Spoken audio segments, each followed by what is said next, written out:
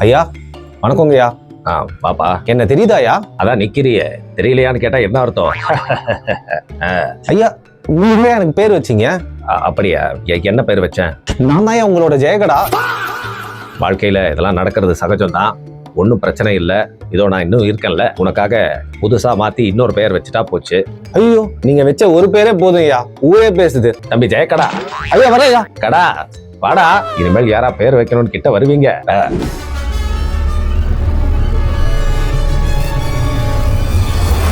நீங்க யோசிச்சு பார்க்கணும் ரியோ, ஒரு ஸ்கூல் டீச்சர் கேன்சரில் விழுகிறான், அவனுக்கு எவ்வளவு கஷ்டம் இருக்கும். நம்ப மாட்டீங்க, நான் ஒவ்வொரு வாட்டியும் வால்டர் வைட் கிட்ட பேசுறப்போ அவரோட குடும்ப கஷ்டத்தை என்னால ஜீர்ணிச்சிக்கவே முடியாது. நீங்க தாங்க மாட்டீங்க. ஒரு கெமிஸ்ட்ரி டீச்சரா இருக்கிறது மட்டும் இல்லாம தன்னுடைய குடும்பத்தையும் காப்பாற்றி மெத்து வித்து அவன் தன் கேன்சரையும் எதிர்கொண்டு ஹெய்சன்பர்காகவும் வாழ்கிறான். இது எவ்வளவு கஷ்டம் தெரியுமா? இவ்வளவு கஷ்டத்தையும் பட்டுட்டு வால்டர் வைட் தன் குடும்பத்தை காப்பாற்றி ஒரு டானாகவும் இருக்கிறான், தன்னுடைய மெத்து பிசினஸையும் நடத்திட்டு இந்த சைடு ஸ்கைலர் பண்ணது நியாயமா? அவனுடைய பணத்திற்காக தான் ஸ்கைலர் இருந்தார். See, this is not fair. இது நீங்க யோசிச்சு பாத்தீங்கன்னா உங்களுக்கு புரியும். அது மட்டும் இல்லாம வால்டர் எடுத்துக்கிட்டீங்கன்னா உங்களுக்கு தெரியும், அவர் வந்து ஒரு படித்தவன், தேர்ந்தவன், திறமையானவன், ஒரு மாஸ்டர் மைண்ட். ஆனா அவன் கூட இருக்க ஜெஸி பிங்க்மேன் ஒரு விளங்காதவன், அவனையும் கூட்டி இழுத்துக்கிட்டு இதெல்லாம் பண்ணிக்கிட்டு ரொம்ப கஷ்டம் இல்லையோ. இதெல்லாம் தாண்டி வந்து வால்டர் வைட் இவ்வளவு நாள் பிசினஸ் பண்ணது எனக்கு தெரிஞ்சு really fantastic. Skyler, I am not in danger, I am the danger என்று ஒரு கணவன் மெத் வியாபாரம் செய்து கொண்டு தன் மனைவியிடமே சொல்கிறான். சோர்சஸ் சொல்றபடி பார்த்தா வால்டர் வைட் சம்பாரிச்சது ஒரு $50 million மேல இருக்கும். எவ்வளவு எடுத்துட்டு போயிட்டா? அவளுக்கு உரிமை இல்லையா? எப்படி சம்பாதித்தாலும் ஸ்கைலருக்கு வால்டரின் காசில் உரிமை இருக்கிறது. குடும்பத்தை காப்பாற்றணும், கலக்காதவன் பிரச்சனை, காசை எடுக்க தான் செய்வான் பிளேக்ஸ். அது மட்டும் இல்லாம என்ன நீ கஷ்டப்பட்டு என்ன வேறு சிந்தி துட்டை சம்பாரிச்சு இல்லையா? அவளுக்கும் சேர்த்து தானே துட்டு. ஸ்கைலர் ஒயிட்டின் பக்கம் நியாயம் இருக்கிறது. I am not in danger, I am the danger, I am the one who knocks என்று சொல்பவன் ஊருக்கும் நல்லவனாக இருக்க மாட்டான், குடும்பத்துக்கும் அவன் ஒரு டேஞ்சர். ஏன்னா அது வால்டர் வைட்ல இஸ் பேசிக்கலி ஹைசன்பர்க். சோர்சஸ் சொல்றபடி பார்த்தா. வணக்கம் வணக்கம். வாங்க தலைவரே. இதான் ஜிம்மா? ஆமா தலைவரே. நீங்க தான் ஜிம் மாஸ்டரா? இல்ல டீ மாஸ்டர். நீங்க மட்டும் தான் ஹியூமர் பண்ணுவீங்களா? என்ன ஃபிட் ஆக்கிடுவீங்களா? ஃபிட் ஆக்கிடலாம் தலைவரே. ஃபிட்டா இருக்கவன எப்படிப்பா ஃபிட் ஆக்குவ? வாயில வந்ததை அடிச்சு விடுறது. போங்க போங்க தலைவரே, அது கையில பண்ற எக்ஸசைஸ். தலைவரே, அது கால்ல பண்ற எக்ஸசைஸ். இங்க வா, கிட்ட வாப்பா. வாயில ஏதோ ஒட்டி இருக்கு.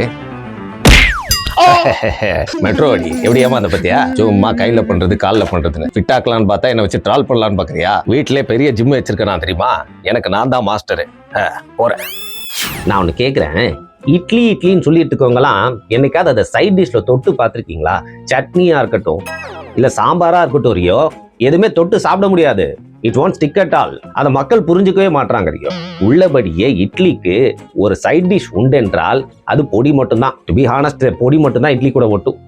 அதை தாண்டி கெட்டி சட்னியாக இருந்தாலும் இட்லியுடன் ஒட்டாது. தோசை காலம் மாறிடுச்சு ரியோ. இப்ப இருக்கிற காலகட்டத்துக்கு உங்களுக்கு தொட்டு சாப்பிட்டுட்டு போயிட்டே இருக்கணும். எவ்வளவு நேரம் தான் நீங்க ட்ரை பண்ணிட்டே இருப்பீங்க? நேரம் மிக முக்கியமானது ரியோ, அதை நீங்க புரிஞ்சுக்கணும்.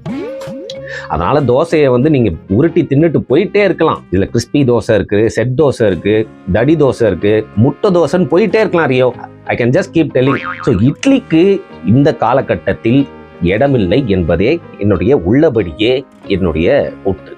தோசை பிடித்தவர்களை நான் எதுவும் குறைவாக பார்ப்பதில்லை. நீங்க என்னதான் சொன்னாலும் பலவிதமான தோசைகள் இன்று புழக்கத்தில் இருந்தாலும் இன்று வரை என்னைக்காவது ஒரு தோசைக்கு ஒரு நடிகையின் பெயர் வந்திருக்கிறதா?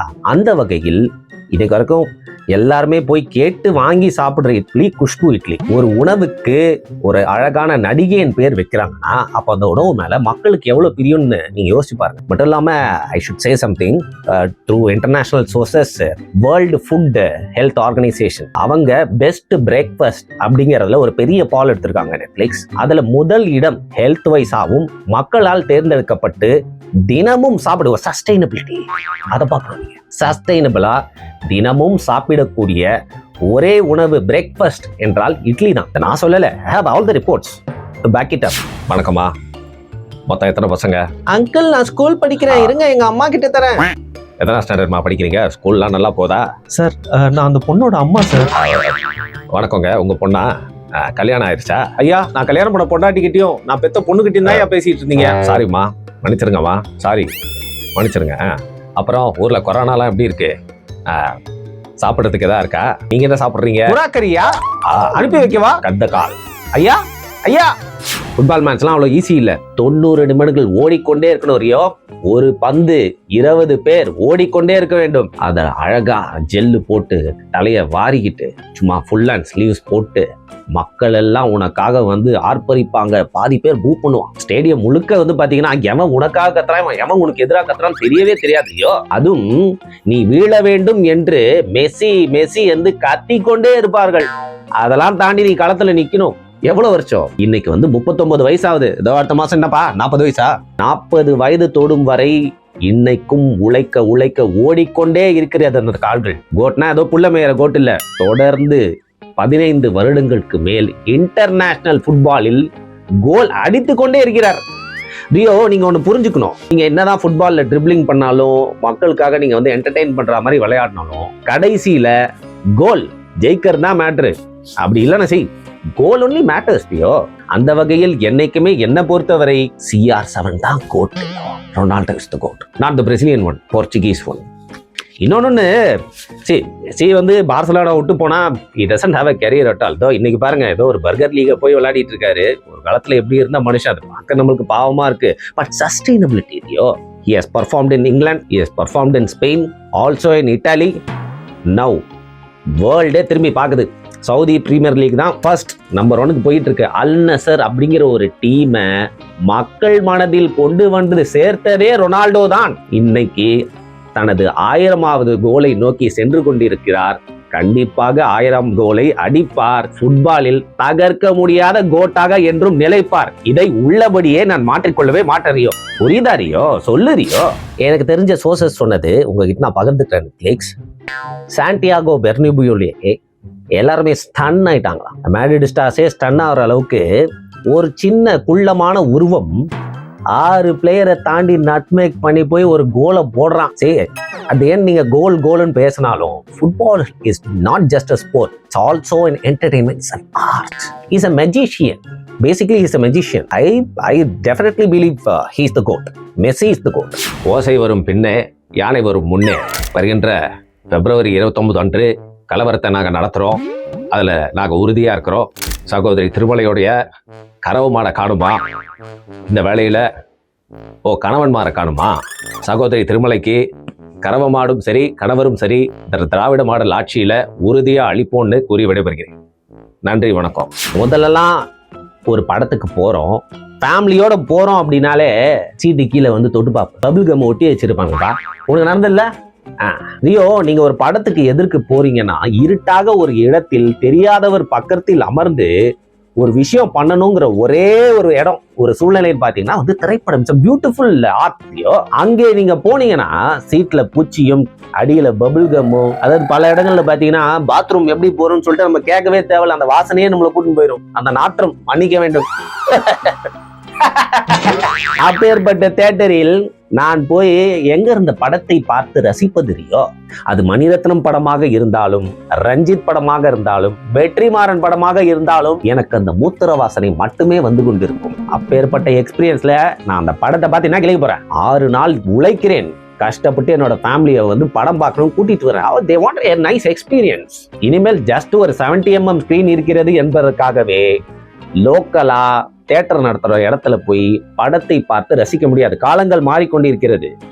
கால மாற்றத்திற்கு ஏற்ற போல் எதுவும் மாறாத ஒன்றுனா அது காணாமல் போய்விடுவோம். அப்படி நான் இந்த சிங்கிள் திரையரங்குகள் இனிமேல் நிலைக்காது. PVR போன்ற பெரிய குரூப்புகளே நிலைத்து நிற்கும். Multiplex is inevitable Rio. அது மட்டும் இல்லாம இப்ப நம்ம துர்நாற்றம் அடிக்கணும்னு சொல்லிட்டோம்னு வச்சுக்கோங்க, சென்ட் ஒன்று அடிப்பாங்க, அதுக்கு அந்த துர்நாற்றமே பரவாயில்லன்னு தோணும் ரியோ. அந்த அளவிற்கு அப்படி ஒரு பான்பராக் சென்ட்டை நான் பார்த்ததே இல்லை. நம்ம வீட்டுல சின்ன வயசுல பார்த்துருப்போம், சம்மர் டைம்ல ஏசி இல்லாம இனிமேல் யாராலையும், lower middle class also has AC, முழு இரவும் ஏசி போட்டு தூங்கணுங்கிறது என்னோட ஆசை. என் தந்தை கரண்ட் பில்லை மிச்சம் செய்ய வேண்டும் என்று 12 மணிக்கு மேல நான் தூங்கினதா நம்பிட்டு வந்து ஆஃப் பண்ணிட்டு போயிடுவாரு. செம்ம கடுப்பா இருக்கும் எனக்கு அவர் மேல. என்னப்பா உனக்கு நடந்திருக்கா? அதே போல் இன்டர்வல் பிளாக் முடிந்தவுடன் ஏசியை சுவிட்ச் ஆஃப் செய்து விடுவார்கள். போட்டிருக்கீங்களா? உங்க தேட்டர் பேரை போட்டு வெளில ஏசின்னு போட்டிருக்கீங்க. அப்ப அந்த முழு படத்துக்கும் ஏசி போடுங்க. சேர்த்து தானே வாங்குறீங்க. It's not acceptable. I want a rich man's experience if I come to a movie theater. So I want to go to multiplex. Netflix ஒரு சராசரி ஒரு குடும்ப தலைவன், அவனுக்கு மாத வருமானம் ஒரு 30,000 வச்சுக்கலாமா? வாடகை போயிட்டு வீட்டுக்கு provision, current bill, water bill, குழந்தைங்களுக்கு தேவையான ஸ்கூல் ஃபீஸு, இதை தாண்டி ஏதாவது மெடிக்கல் எக்ஸ்பென்சஸ், அதையும் தாண்டி தான் பொழுதுபோக்கு.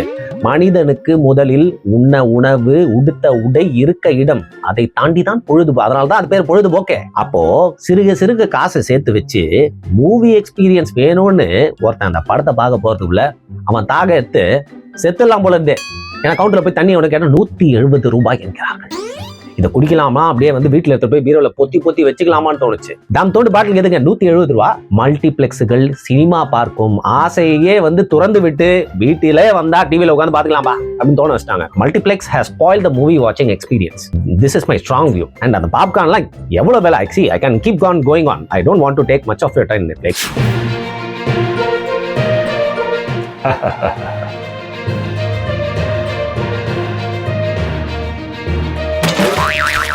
Rank